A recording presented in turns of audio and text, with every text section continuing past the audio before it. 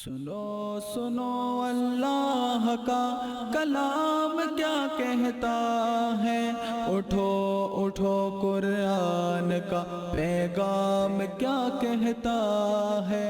سنو آج کے درس قرآن میں سورہ یوسف کی آیت نمبر 7 تا 10 یعنی 4 آیات کی تفسیر آپ حضرات کے سامنے پیش کروں گا۔ سورہ یوسف آیت نمبر 7 خالق کائنات ارشاد فرماتا ہے، لَقَدْ كَانَ فِي يُوسُفَ وَإِخْوَتِهِ آیات للسائلین۔ تفسیری ترجمہ: بے شک حضرت سیدنا یوسف علیہ السلام اور اس کے بھائیوں کے قصے میں عبرت کی کئی نشانیاں ہیں دریافت کرنے والوں کے لیے۔ یہ سورہ یوسف آیت نمبر 7 کا تفسیری ترجمہ آپ حضرات کے سامنے میں نے پیش کیا۔ اس سورہ مبارکہ میں کچھ باتیں یعنی اس آیت میں کچھ باتوں کو واضح کیا جا رہا ہے، وہ باتیں میں آپ کے سامنے پیش کرنا چاہتا ہوں۔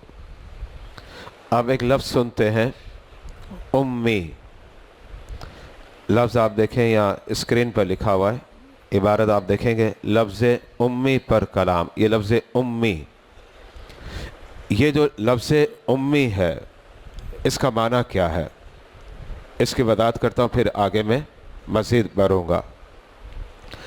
لفظ امی کا معنی اگر آپ لغت میں دیکھیں تو اس کا معنی آتا ہے ان پر گوار، یعنی اگر کسی نے پڑھنا لکھنا نہیں سیکھا ہو تو کلام عرب میں اسے کہا جاتا ہے امی۔ یہ بات ذہن میں رکھے گا، اگر اسے پڑھنا لکھنا نہ آتا ہو۔ ایک شرعی مسئلہ ہے، میں آپ کے سامنے واضح کرتا ہوں، جو فقہ کی کتابوں میں لکھا ہوا ہے۔ لکھا ہوا ہے کہ اگر امام امی ہے تو امی امام کے پیچھے وہ مقتدی جو پڑھے لکھے ہیں ان کی نماز نہیں ہوگی۔ یہ فقہ کی کتابوں میں ہے۔ امی امام کا مطلب کیا؟ جسے نہ پڑھنا آتا ہے نہ لکھنا آتا ہے، ظاہر بات ہے جاہل ہے۔ اب جو جاہل اور ان پڑھ و گوار ہو اس کے پیچھے نماز کیسے ہو جائے گی؟ یہ لفظ امی عربی زبان کا لفظ ہے اور اہل عرب اسے ان پڑھ گوار جاہل کے معنی میں استعمال بھی کرتے ہیں۔ لیکن میں آپ کے ذہنوں میں ایک سوال ڈالنا جا رہا ہوں۔ نبی کریم علیہ السلام کے متعدد اوصاف ہیں۔ آپ کا اصل نام کیا ہے؟ محمد، جیسے آپ کہتے ہیں ذاتی نام۔ جیسے ہم جس کی عبادت کرتے ہیں اور پوچھتے ہیں اس کا اصل نام کیا؟ اللہ۔ باقی اس کے نام کیا؟ اوصاف ہی ہے، رحمان، کریم، رحیم، سلام، قدوس۔ تو پیارے مصطفیٰ علیہ السلام کا جو اصل نام ہے وہ نام محمد صلی اللہ علیہ وسلم ہے، لیکن آپ کے اوصاف جو ہے وہ متعدد ہیں۔ ان اوصاف کے اندر آپ کے کمالات ہیں۔ مثال کے طور پر میرے نبی کا ایک نام ہے حامد، میرے نبی کا نام ہے محمود، میرے نبی کو کہا جاتا ہے سراج، میرے نبی کو کہا جاتا ہے نذیر، میرے نبی کو کہا جاتا ہے رؤوف، کریم اور رحیم۔ یہ سب میرے مصطفیٰ علیہ السلام کے اوصاف ہیں۔ ہر نام کے اندر میرے مصطفیٰ کی شان چھلک رہی ہے۔ اگر آپ دیکھیں وہ اسما جو میرے مصطفیٰ کے ہیں، اگر آپ ان پر غور و فکر کریں تو ایک آپ کا نام امی بھی ہے، ایک نام آپ کا امی ہے۔ اور اب میں نے ابھی آپ کے سامنے میں نے پیش کیا کہ امی کا معنی کیا ہے؟ بے پڑھا لکھا، جسے پڑھنا لکھنا نہیں آتا۔ کلام عرب میں اسے امی کہا جاتا ہے۔ اب آپ کے ذہنوں میں ایک سوال خود آئے گا اور یہ سوال کا قائم ہونا خود ایک جواب ہے. سوال یہ ہے کہ میرے مصطفیٰ کا نام امی ہے، جیسے سراج ہے، جیسے کریم ہے، رحیم ہے، حامد ہے، محمود ہے، احمد ہے، تو پھر میرے مصطفیٰ کا نام امی کیسے ہو سکتا ہے؟ کیونکہ جو اسما ہے ان کے اندر میرے مصطفیٰ کی شان نظر آتی ہے. حامد تو اس کو کہتے ہیں نا جناب جو سب سے زیادہ اللہ کی حمد کرتا ہے. میرے مصطفیٰ سے زیادہ کون کرتا ہوگا؟ تو محمود اسے کہا جاتا ہے کہ جناب میری اور آپ کی تعریف تو ہم کر لیتے ہیں، میرے مصطفیٰ کی تعریف کون کر رہا ہے؟ میرا رب کرتا ہے. محمود جس کی تعریف کی جاتی. تو اب اللہ کے حبیب علیہ الصلوۃ والسلام کے جو اسما ہے وہ اسما کمالات بتا رہے ہیں. اب فوراً آپ کے ذہن میں ایک ریڈ کلر کی لائٹ جلے گی کہ ایک طرف تو کہا جا رہا ہے کہ جو اسما ہے یہ کمالات ہیں، اور دوسری طرف میرے نبی کو کہا بھی جاتا ہے النبی الامی. مطلب کیا ہے؟ مطلب یہ ہے کہ امی جو ہے نا اس کو کہا جاتا ہے جسے پڑھنا لکھنا نہ آتا ہو. چونکہ کفار مکہ نے اپنی آنکھوں سے دیکھا، توجہ رکھیے گا، اپنی آنکھوں سے دیکھا کہ نبی نے پڑھنا لکھنا نہیں سیکھا. یہ بات کلیئر ہے، اس میں کوئی دو رائے نہیں ہے. ہر ایک مکے کا کافر اس بات کا گواہ ہے. میرے مصطفیٰ کے گھر کے جو افراد ہیں وہ بھی اس بات کے گواہ ہیں. نبی کریم علیہ الصلوۃ والسلام نے پڑھنا لکھنا نہیں سیکھا. آج کل کی جو ایجوکیشن ہے اس کو ہم کیا کہتے ہیں؟ School, college, university. اچھا پھر اگر آپ کہہ دیں تو مذہبی ایجوکیشن میں کیا ہے؟ مدرسہ، جامعہ، دارالعلوم. اب ظاہر بات ہے اس وقت مذہب کا پیغام تو پھیلا ہی نہیں تھا، تو یہ تینوں چیزیں تو ختم ہو گئے نا. نہ مدرسہ ہوگا، نہ جامعہ ہوگا، نہ دارالعلوم ہوگا. اچھا اب اس زمانے میں ایجوکیشن جو دی جاتی ہوگی، ٹھیک ہے نام کچھ اور ہوگا. آج ہم نام اس کا اسکول رکھ رہے ہیں، کالج اور یونیورسٹی رکھ رہے ہیں. اس زمانے میں ایجوکیشن دینے کے ادارے تو ہوں گے لیکن اس کا طریقہ الگ ہوگا. سکھایا جاتا ہوگا کوئی نہ کوئی پتھر پر یا کسی جگہ پر باقاعدہ لکھنے اور سکھایا جاتا ہے. اب گھر کے افراد بھی گواہ ہیں اس بات کے کہ نبی نے پڑھنا نہیں سیکھا اور نبی نے لکھنا نہیں سیکھا. تو اب وہ کیا سمجھے سنیے گا، توجہ رکھے گا. یہ ان کی سوچ ہے، ہماری نہیں ہے. کیونکہ جب کسی کے بارے میں آپ یہ کہیں کہ جناب اس سے پڑھنا لکھنا نہیں سیکھا تو آپ کیا کہیں گے؟ یار پڑھنا لکھنا نہیں سیکھا، ان پڑھ گوار ہے. پڑھنا لکھنا نہیں سیکھا یہ جاہل ہے، یہ کہا جائے گا نا. اب کفار کیا سمجھنے لگے؟ کفار یہ سمجھنے لگے امی اس کو کہتے ہیں جس نے پڑھنا لکھنا نہیں سیکھا. تو نبی نے تو نہیں سیکھا. کوئی ایجوکیشن کا اس زمانے کا کوئی بھی ادارہ ہو، اس ادارے میں آپ نے تعلیم حاصل ہی نہیں کی. دنیا کے اندر میرے مصطفیٰ کا کوئی استاد ہی نہیں ہے. یہ بات ذہن میں رکھیے گا، کیونکہ استاد کا مقام بلند ہوتا ہے. میرے نبی سے بڑا کون ہوگا؟ تو نبی کا کوئی استاد ہی نہیں ہے. اب کفار مکہ کیا سمجھے کہ جناب انہوں نے پڑھنا بھی نہیں سیکھا، لکھنا بھی نہیں سیکھا، تو اس کا مطلب کیا ہوا کہ معاذ اللہ ثم معاذ اللہ یہ ان کی بولی ہے، ہماری نہیں. یہ بات ذہن میں رکھے گا. بولنا تو دور کی بات ہے، ہم سوچ بھی نہیں سکتے. اب وہ اس کا نتیجہ نکالے رہے. جناب پڑھنا لکھنا نہیں سیکھا مطلب کیا؟ ان پر جاہل گوار. معاذ اللہ ثم معاذ اللہ، معاذ اللہ ثم معاذ اللہ، الامان والعافیہ. لیکن وہ کیا پتہ ہے؟ بات یہ کہ دنیا میں پڑھنا لکھنا نہیں سیکھا تو وہ اس کا مطلب ان پر گوار اور جاہل لینے لگ گئے. لیکن میرے مصطفیٰ کو پڑھنا لکھنا سکھایا کس نے جناب؟ میرے رب نے سکھایا. میرے رب نے سکھایا. یہ بات ذہن میں رکھے گا. دیکھیں قرآن کہتا ہے الرحمن علم القرآن، رحمان نے اپنے محبوب کو قرآن سکھلایا. پتہ چلا دنیا میں میرے مصطفیٰ کو کوئی استاد ہی نہیں تھا. اب میرے مصطفیٰ کو کفار مکہ نے دیکھا کہ آپ کو پڑھنا لکھنا نہیں سکھایا گیا. آپ کو پڑھایا نہیں گیا, آپ کو لکھانا نہیں سکھایا گا. تو وہ استدلال کرنے لگے معاذ اللہ انہیں کچھ بھی نہیں آتا.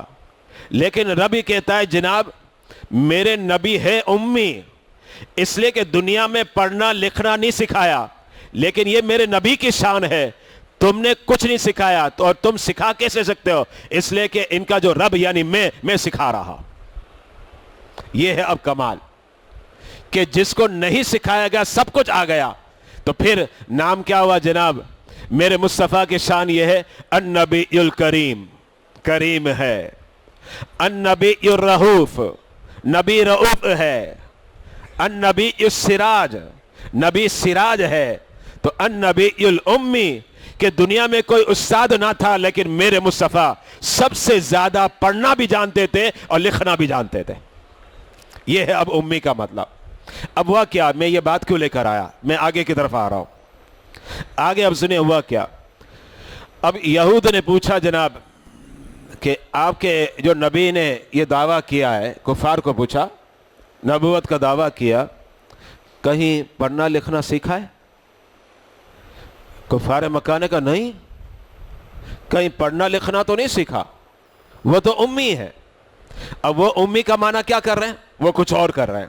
اور ہم امی کا معنی کیا کر رہے ہیں؟ دنیا میں آپ کا کوئی استاد نہیں تھا اس لیے کہ میرے مصطفیٰ نے سب کچھ رب سے سیکھا ہے. یہ ہم کرتے ہیں, تب شان ہے الحمدللہ, اور یہی مراد ہے یہاں. اچھا اب سنیے گا, جب یہود نے کفار کو پوچھا جناب کسی ایجوکیشن ادارے میں تعلیم حاصل کی ہے؟ بولا نہیں. جیسے نبوت کا دعویٰ کیا نا, مدعی نبوت ہے, نہیں حاصل کی. پڑھنا لکھنا تو پھر سیکھا ہی نہیں ہوگا نا. کہا نہیں سیکھا. تو انہیں تورات بھی تو نہیں آتی ہوگی, کیونکہ تورات تو عربی زبان میں بھی نہیں تھی. بات دھیان میں رکھیے گا, تورات جو ہے یہ عربی زبان میں بھی نہیں تھی. عربی زبان میں تو قرآن ہے. قرآن سے پہلے جو کتابیں اتری ہیں ان کی زبان عربی نہیں تھی. تو تورات بھی انہیں پڑھنے نہیں آتے, اور تورات مکہ میں پہنچی بھی نہیں. تو اب انہوں نے کہا اس کا مطلب ہے کہ مسلمانوں کے نبی کو تورات پڑھنے آتی ہی نہیں ہوگی. یہ ان کا گمان ہے, یہ بات ذہن میں رکھے گا. انہیں تورات پڑھنے نہیں آتی ہو, انہیں تو اس کا کچھ پتہ ہی نہیں ہوگا, کیونکہ بقول کفار مکہ کے انہوں نے پڑھنا لکھنا سیکھا ہی نہیں ہے. تو اب یہودی چاہتے کہ ہم ان سے ایسا سوال کریں کہ جس سوال کے جواب نہ دے سکے. اور کفار مکہ بھی بڑے خوش ہو گئے, ہاں ایسا سوال ہونا چاہیے کہ جواب نہ دے سکے. تو اب اس کے بعد کیا ہوا کہ اب کفار مکہ اور یہود کی طرف سے سوال ہوا. سوال یہ ہوا کہ بتاؤ یوسف علیہ السلام کا واقعہ. اب یہودی یہ سمجھ رہے تھے اس کا جواب تو یہ دے ہی نہیں سکتے. ہاں اگر پڑھنا لکھنا آتا تو ہو سکتا ہے کسی اور شہر میں جا کے تورات کو پڑھ لیا, تورات کے اندر ہے واقعہ. لیکن جب میرے مصطفیٰ سے سوال ہوا کہ یوسف علیہ السلام کا واقعہ کیا ہے, تو سورہ یوسف نازل ہوئی اور رب نے سب بتلایا. میرے مصطفیٰ نے آگے بتلا دیا. مطلب کیا ہوا؟ اب یہ بات کلیئر ہو گئی کہ یہ کہیں پڑھ کے نہیں بتا رہے کوئی قصہ کہانی پڑھی ہو, بلکہ انہیں بتا کون رہا ہے؟ ان کا رب بتا رہا ہے. اور جب رب بتا رہا ہے تو وہ کیا وحی خدا ہے؟ مطلب کیا یہ اللہ کے نبی ہیں. دیکھیں اب واقعے سے ایک سیکھنے کو ملا. دوسرا اس واقعے کے اندر کیا ہے؟ بڑی عبرتیں ہیں, بڑی نصیحتیں ہیں جو آگے بیان ہوگی انشاءاللہ وقتاً فوقتاً. اس کا مطلب کیا ہوا؟ آخر میں اپنے باتوں کا ایک نچوڑ پیش کرنا چاہ رہا مختصر لفظوں میں. وہ نچوڑ یہ ہے, جو غیر مسلم ہے سورہ یوسف کا صحیح مطالعہ کرے. یہ بات سنیے گا, فائنل بات بتا رہا ہوں. اتنی لمبی چوڑی تقریر کی نا, اس کا رزلٹ نتیجہ, اگر غیر مسلم ہے اور سورہ یوسف کا صحیح مطالعہ کرے, برابر لفظوں کو دیکھ کر صحیح اسٹڈی کرے, اللہ نے چاہا تو سورہ یوسف کو پڑھیں گے نا, فوراً ان کے دل کے اندر ایمان کی کرن روشن ہو جائے گی, وہ مسلمان ہو جائے گا. یہ سورہ یوسف کی شان ہے. اچھا دوسری کیا ہے جناب؟ ٹھیک ہے اب پڑھنے والا غیر مسلم نہیں ہے, ہم جیسا کوئی شخص ہے, تو اس کے لیے کیا ہوگا؟ اس کے لیے اس کے اندر عبرتیں ہیں, نصیحتیں ہیں. تو جو ایسا شخص تھا مسلمان, الحمدللہ رب کا کرم ہے کہ وہ مسلمان ہے, اور وہ سورہ یوسف کی صحیح اسٹڈی کرتا ہے, اس سے عبرتیں جو نصیحتیں اس کے اندر جو ہے وہ حاصل کرنے کی کوشش کرتا ہے، تو پھر اس کا مطلب کیا ہے؟ کل تک تو پاپی تھا، آج اللہ کا ولی بن جائے گا۔ یہ سورہ یوسف کی برکت ہے۔ اب میری ان باتوں کو آپ ذہن میں رکھیں اور پھر آیت کریمہ کی طرف ہم آتے ہیں۔ یہ آیت ہماری حل ہو گئی۔ لَقَدْ كَانَ فِي يُوسُفَ وَإِخْوَتِهِ، میرا رب کہتا ہے یوسف علیہ السلام کا واقعہ اور ان کے برادران کا واقعہ کیا ہے؟ آیات للسائلین، جو پوچھنا چاہتے ہیں نا واقعے کے بارے میں، جو سوال کرنا چاہتے کیا واقعہ ہے، ہمیں بھی پتا چلے، ہم بھی سیکھے۔ رب کہتا ہے آیات، یاد رکھنا اس کے لیے اس صورت کے اندر بہت سی عبرتیں اور نشانیاں ہیں، اور اس کی ساری وضاحت میں نے کر دی۔ غیر مسلم ہوگا تو انشاءاللہ مسلمان ہوگا، اور مسلمان تھا اور صحیح پڑھتا ہے تو اللہ اس کی برکت سے اسے تقویٰ دے دے گا، پرہیزگاری عطا فرمائے گا۔ یہ ہو گئی آیت نمبر 7۔ اب آئے آیت نمبر 8۔ خالق کائنات اسکرین پر اب آیت دیکھ رہے ہیں۔ رب نے فرمایا اذ قالوا لَيُوسُفُ وَأَخُوهُ احب الى ابینا منا ونحن عصبہ ان ابانا لفی ضلال مبین۔ تفسیری ترجمہ، جب بھائیوں نے آپس میں کہا کہ یوسف اور ان کا بھائی بنیامین ہمارے باپ کو ہم سے زیادہ پیارا ہے، حالانکہ ہم ایک طاقتور جماعت ہے، بے شک ہمارے والد حضرت سیدنا یعقوب علیہ السلام صراحتاً ان کی محبت میں ڈوبے ہوئے ہیں۔ یہ ہے آیت نمبر 8۔ اچھا، اب یہ سارے برادران جمع ہوئے۔ میں یہاں تھوڑی وضاحت کر دوں۔ حضرت یعقوب علیہ السلام کے ٹوٹل جو بیٹے تھے 12 تھے۔ حضرت یعقوب علیہ السلام نے ایک خاتون سے نکاح کیا، وہ خاتون تھی آپ کی ماموں کی بیٹی، آپ نے اس سے نکاح کیا، اور ان سے اللہ رب العزت نے 6 بیٹے دیے۔ یہ 6 بیٹے ہو گئے۔ حضرت یعقوب علیہ السلام کی 2 کنیزائیں، ان سے 4 بیٹے پیدا ہوئے۔ 6 اور 4 کتنے ہو گئے؟ 10 ہو گئے۔ اب اس کے بعد جو ماموں کی بیٹی تھی جس سے نکاح کیا، ان کا انتقال ہو گیا۔ انتقال کے بعد ان کی ہمشیرہ جو سسٹر تھی، آپ نے ان سے نکاح کر لیا۔ ان سے 2 بیٹے پیدا ہوئے۔ ان میں پہلا بیٹا ہوا یوسف اور دوسرا پیدا ہوا بنیامین۔ بنیامین دوسرے سال پیدا ہوئے۔ جب بنیامین پیدا ہوئے، والدہ کا انتقال ہو گیا۔ یعنی اب اگر آپ یہ کہیں کہ یوسف علیہ السلام 2 سال کے تھے تو آپ کی والدہ کا انتقال ہو گیا۔ حضرت یعقوب علیہ السلام کا قلب ان کی طرف مائل تھا، اس کی ساری وجہ میں پیچھے بیان کر چکا ہوں درس میں۔ آپ کا قلب بہت زیادہ مائل تھا، آپ کے دل میں زیادہ محبت حضرت یوسف علیہ السلام کی تھی، اور یوسف علیہ السلام کے بعد بنیامین کی محبت تھی۔ اب یہ دونوں چھوٹے ہیں۔ اب اس وقت غالباً یہ واقعہ ہوا تو عمر آپ کی ہوگی 12 برس حضرت یوسف علیہ السلام کے۔ اب یوسف علیہ السلام کی اگر عمر 12 برس ہے تو بنیامین کی عمر کتنی ہوگی؟ تقریباً 10 سال، 10 یا 11 سال ہوگی، بس اتنی ہوگی۔ اب یہ سارے بھائی جو تھے نا، ہے تو ٹوٹل 12 بھائی، 12 میں سے 2 جو ہے نا ایک ماں سے، اب ان کے علاوہ بچ گئے کتنے؟ 10۔ اب یہ جو 10 برادران تھے یہ بڑے تھے، یہ آپس میں باتیں کرنے لگے۔ اب وہ جو باتیں کرنے لگے، کیا باتیں کرنے لگے؟ کہنے لگے ہمارے ابا کی زبان پر تو یہی نام ہوتا ہے، یوسف یوسف یوسف، ابا بس نام یوسف کا ہی لیتے رہتے ہیں۔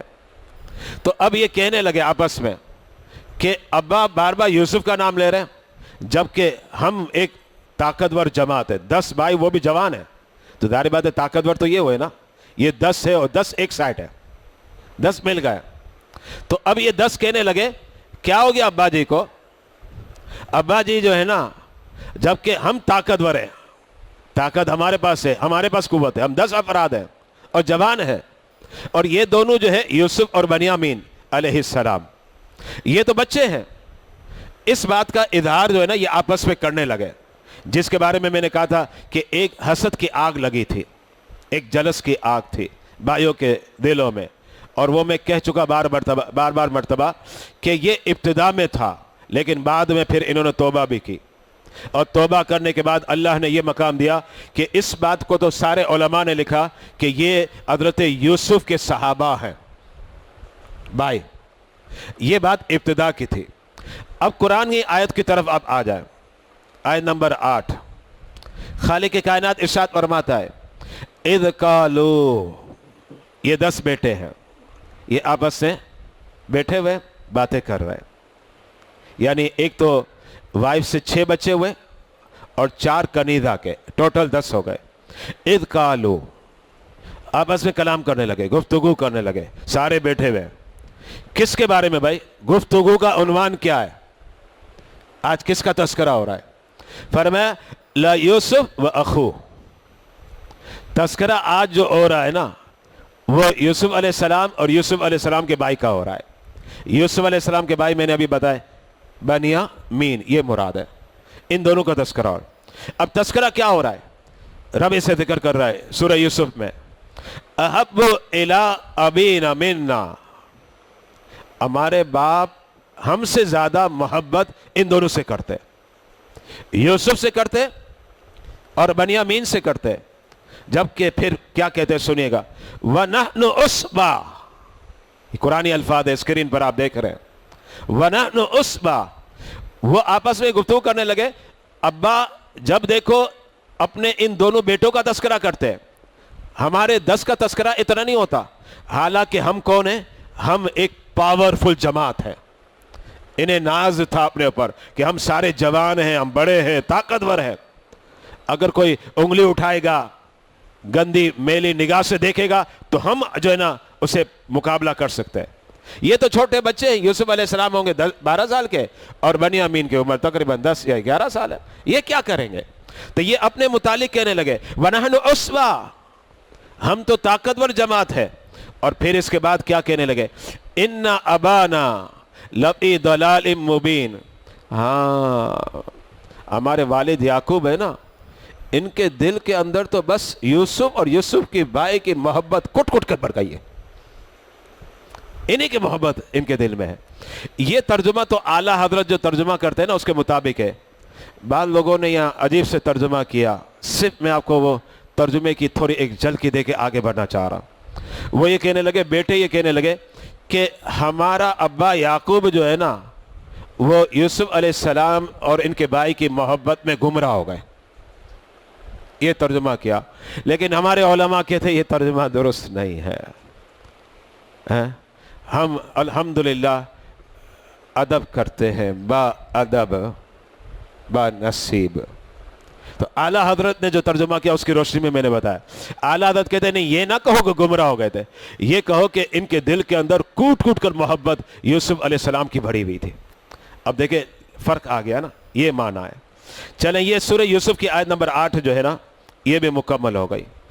اب آ جائے سورہ یوسف کی آیت نمبر 9. اب جناب آیت پہلے سنے, اقتلوا یوسف او اطرحوہ ارضا یخل لکم وجہ ابیکم وتکونوا من بعدہ قوما صالحین. یوسف علیہ السلام کو مار ڈالو یا کہیں زمین میں پھینک آؤ تاکہ تمہارے والد کی توجہ صرف تمہاری ہی طرف ہو جائے, ہاں اس کے بعد پھر نیک ہو جانا. آج کی بولیے میں اس پر روشنی ڈالوں گا, آگے بڑھتے ہیں اس میں, ٹھیک ہے نا. آیت کریمہ میں کیا ہوا, میں اب اس کا ایک پس منظر آپ کے سامنے پیش کرنا چاہ رہا ہوں. سمجھے ایک مجلس شورا لگی 10 بیٹوں کی جو بڑے تھے, یہ 10 کے 10 ایک جگہ پر جمع ہو گئے اور سوچنے لگے آخر یوسف کا کیا کیا جائے. توجہ رکھے گا, یہاں یہ بات ذہن میں رکھے گا, انہیں یوسف سے الرجی نہیں تھی, یہ ذہن میں رکھے گا, اس کو میں کلیئر کرنا چاہ رہا ہوں.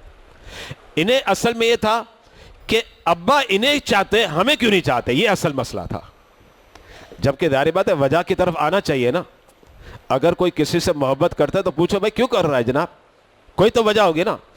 دیکھیں شاگرد 10 ہوتے ہیں, استاد ایک شاگرد سے بڑا پیار کر رہا ہوتا ہے زیادہ.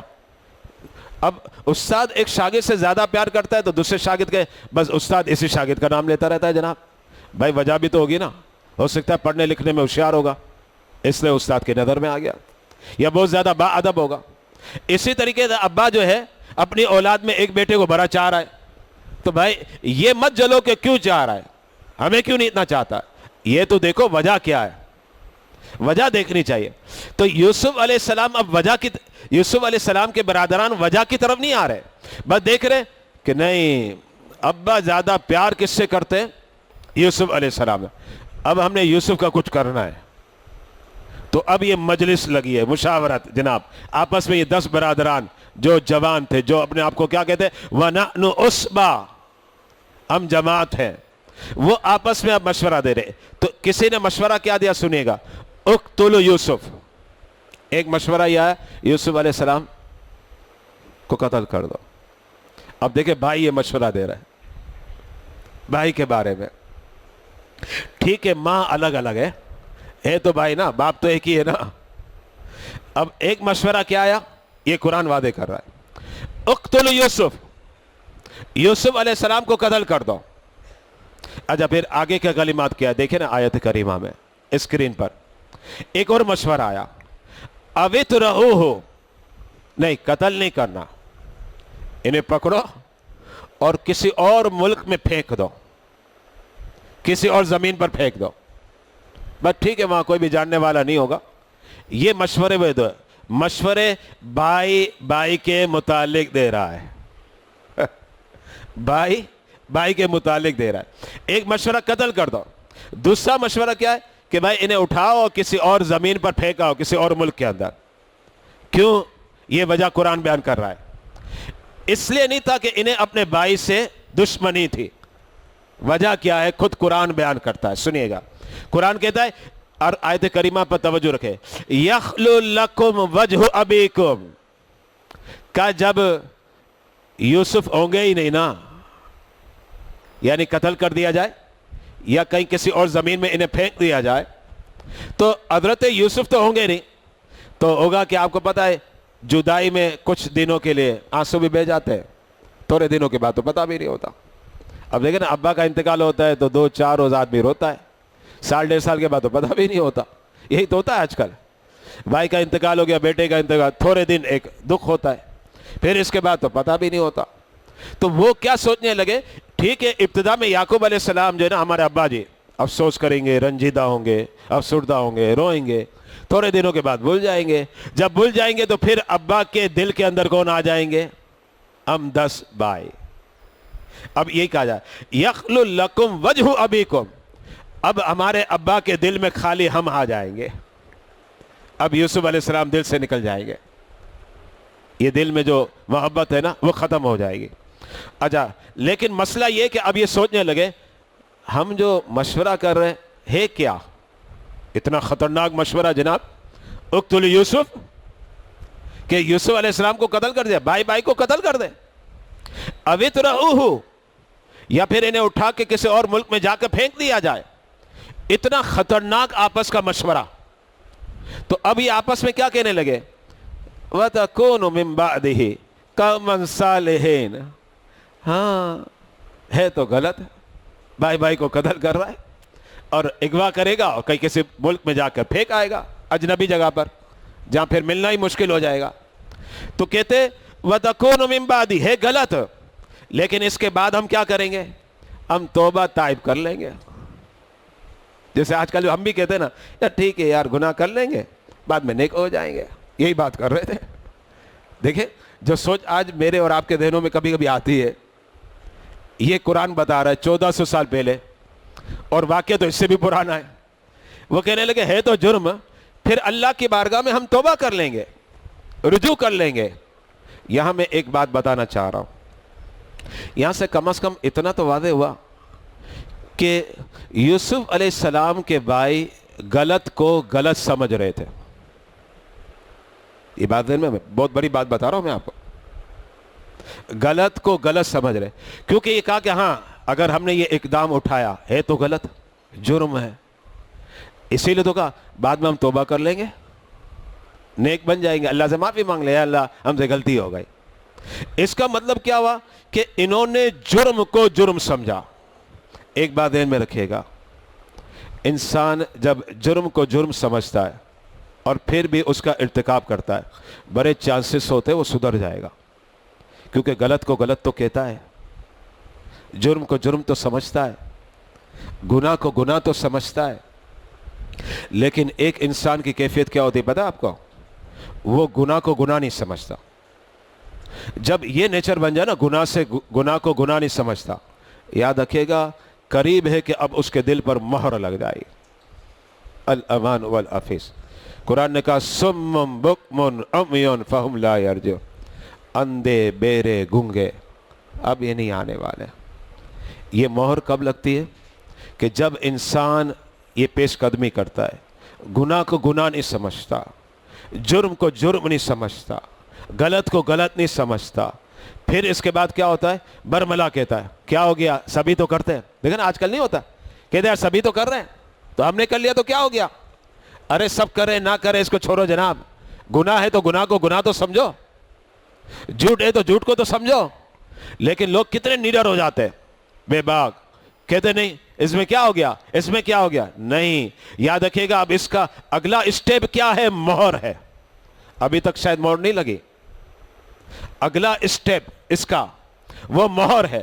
اگر مہر لگ گئی نا پھر گیا، تباہ ہو گیا، برباد ہو گیا۔ قرآن نے اعلان کر دیا سم بکم عمی فہم لا یرجعون۔ اس لیے خدا را گناہ کو گناہ سمجھا جائے، گناہ کو گناہ سمجھا جائے۔ اور اچھا کیا ہے کہ گناہ کو گناہ بھی سمجھا جائے اور گناہ نہ کیا جائے۔ لیکن آج معاذ اللہ کوئی شراب پیتا ہے تو کہ شراب پی لے کیا ہو گیا، سبھی تو پیتے ہیں۔ کوئی زنا کرتا ہے تو کہتا ہے زنا کیا، اس میں کیا ہوا، آج کل تو سب کر رہے ہیں معاذ اللہ۔ اچھا کوئی جوا کھیلتا ہے تو کیا کہتا ہے؟ کہتا ہے جوا ہی کھیل دیا نا، سبھی تو کھیل رہے ہیں معاذ اللہ۔ کوئی سود کھاتا ہے تو کہتا ہے یار اس میں کیا ہوا، سبھی تو کھا رہے ہیں۔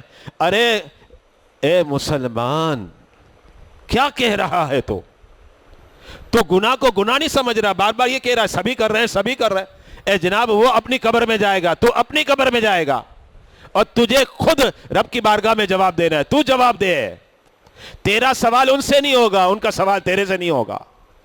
اس لیے گناہ کو گناہ سمجھا جائے، اور یہ بھی رب سے دعا کی جائے کہ مولا گناہ سے بچا۔ اور میں آپ کو ایک اور بات بتانا چاہ رہا ہوں، یہ میڈیا الامان والحفیظ، یہ میڈیا کیا کر رہا ہے پتہ آپ کو؟ میڈیا اب سکھا رہا ہے گناہ کو گناہ نہ سمجھا جائے۔ اکثری تعلیم اس کی یہی ہے، الا ماشاء اللہ۔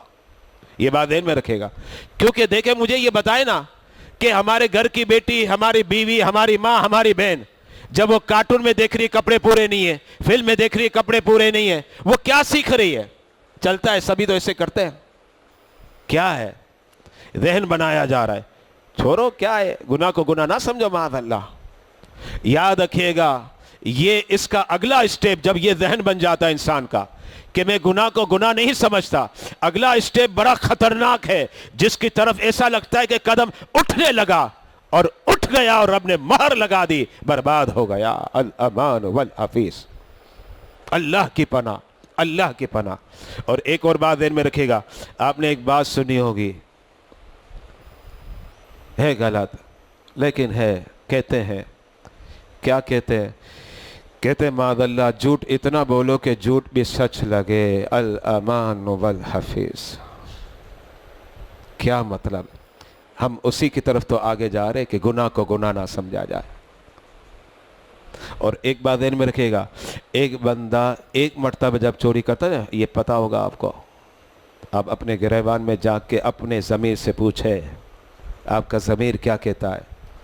ایک مرتبہ بندہ جب چوری کرتا ہے نا بڑا ڈرتا ہے، پکڑا نہ جاؤں، پکڑا نہ جاؤں، پکڑا نہ جاؤں۔ پھر جب ایک مرتبہ کر لیتا ہے پھر سوچتا ہے پھر کروں نا، پھر سوچتا ہے پھر کروں نا، سارا خوف ختم۔ مطلب کیا؟ بندہ ایک مرتبہ گناہ کرتا ہے تو ڈر رہا ہے، دوسری مرتبہ کرتا ہے ڈر رہا ہے، تیسری مرتبہ کرتا ہے ڈر رہا ہے، چوتھی پانچویں مرتبہ کرے گا اب دل میں کیا آئے گا؟ یار چھوڑو، کرتے نا کیا اس میں، معاذ اللہ۔ अल-अमान।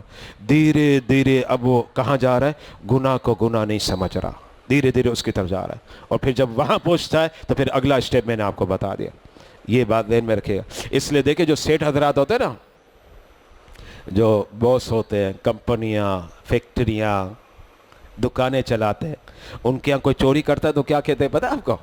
जरा सोचे, इससे चोरी की है तो फौरन कहते हैं अगर आज चोरी की है तो पहले भी की होगी ना। ये कैसे जुमला निकला? कहते ही है, कहते आज चोरी की है ना तो पहले भी की होगी। ये जुमला उसकी जबान पर आया कैसे? क्योंकि उसे पता है कि अगर ये चोरी करता है तो करता रहता होगा, क्योंकि उसके ذہن में भी आ गया कि एक मर्तबा दो मर्तबा चोरी करने में डरता है, फिर तो आदमी निडर हो जाता है। तो याद रखिएगा, जो आप गुनाह करें अल्लाह की पनाह, अल्लाह बचाए। पहली मर्तबा तो डर होगा, दूसरी मर्तबा डर होगा, तीसरी मर्तबा डर होगा, इसके बाद फिर निडर हो जाएंगे, इंसान तबाह हो जाएगा, बर्बाद हो जाएगा। इसीलिए कहा जाता है, मैं वो मिसाल देता रहता हूँ, आप सुनते होंगे और मैंने कई मर्तबा दी है। कहते हैं हमारे यहाँ पैसा पैसे को खींचता है, बड़ी मशहूर बात है। और आजकल तो हो ही रहा है, जिसके पास पैसा हो और अमीर हो रहा है, और जो बेचारा कंगला है तो और कंगला ही हो रहा है। पैसा, अब पैसा होगा तो आप लगा सकेंगे ना कारोबार में, बिजनेस में। तो कहते हैं पैसा पैसे को खींचता है। याद रखिएगा, नेकी नेकी को खींचती है तो गुनाह गुनाह को खींचता है। ये बात ध्यान में रखिएगा कि एक बंदा इंसान गुनाह करता है ना, फिर दूसरी मर्तबा फिर करेगा। ये ना सोचो यार एक मर्तबा करूँगा, कहा ना वतकूनु मिन बअदिही कौमन सालिहीन, एक मर्तबा कर लेता गुनाह फिर तौबा कर लूँगा, इसके बाद नहीं करूँगा। ऐसा ही होता है ना दिल में? नहीं, फिर गुनाह करने का दिल होगा। इससे रब की बारगाह में सच्ची तौबा करनी चाहिए। अब आखिरी आयत करीमा सुन ले आज के दर्स की। क़ाला क़ाइलुम मिनहुम ला तक़्तुलू यूसुफ व अलक़ूहु फ़ी ग़याबतिल जुब्बि यल्तक़ितहु बअदु सय्यारा इन कुन्तुम फ़ाइलीन। उनमें एक कहने वाला बोला, यूसुफ को मारो नहीं बल्कि फेंक दो उसे किसी गहरे कुएं की तारीख तह में, उठा लेंगे उसे कोई राह चलते मुसाफिर, अगर तुमने कुछ करना ही है। क्योंकि ये तो अभी मजलिस से मुशावरत लगी हुई थी ना कि यूसुफ अलैहिस्सलाम के बारे में क्या करना। पहली राय क्या आई थी? कत्ल कर दो। दूसरी राय, इनको पकड़ो और मुल्क के बाहर कहीं जंगल में जाके फेंक दो। अब तीसरी राय आ गई और इसी पर इन्होंने अमल किया। ये तीसरी राय। और तीसरी राय एक भाई ने कहा कि इतने सख्त फैसले नहीं करो, कड़े फैसले है तो हमारा भाई ना, इतने सख्त फैसले कर रहे हो, थोड़े नरमी लाओ। तो पूछा भाई क्या नरमी है? तो अब उसने कहा क़ाला क़ाइलुम मिनहुम ला तक़्तुलू यूसुफ, यूसुफ को कत्ल नहीं करना। जनाब क्या किया जाए? मशवरा दो। ये तीसरा मशवरा है जिस पर अमल हुआ।